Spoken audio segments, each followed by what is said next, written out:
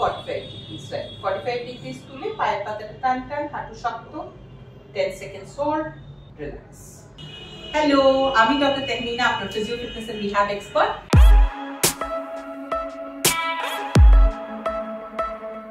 আর আজকে আমাদের সাথে আছে মিসেস ইয়াসমিন।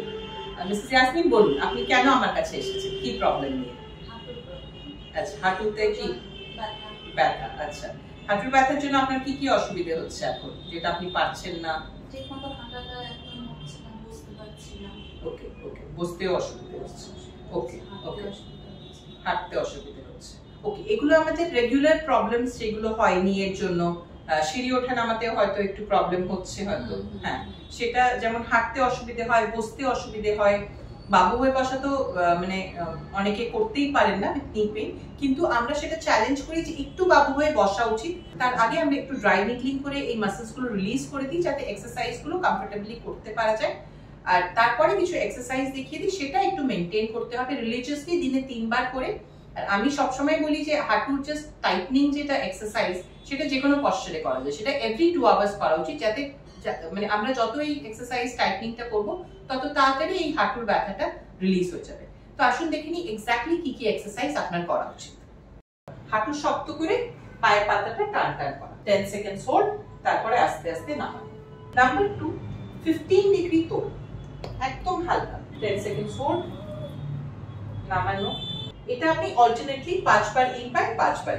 নেক্সট লেভেলে আমরা তুলবো maybe say 45 degrees, right? 45 degrees তুলে পায়ের পাতাটা টান টান, হাঁটু শক্ত, 10 সেকেন্ডস হোল্ড, রিল্যাক্স।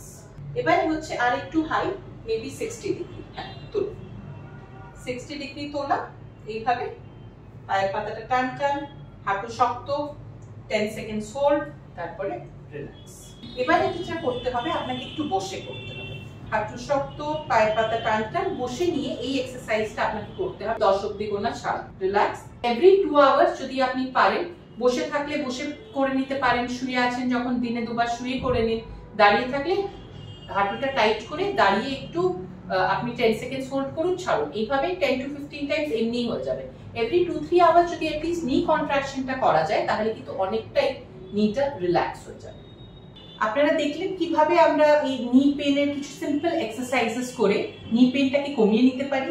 কিন্তু ডেফিনেটলি নিটা একটা খুবই কমপ্লেক্স জয়েন্ট, আর নিয়ের ব্যথা মাঝে মাঝে এতটাই সিভিয়ার হয় যে আপনাকে হাঁটুটা মুড়তেও খুব অসুবিধে হয়।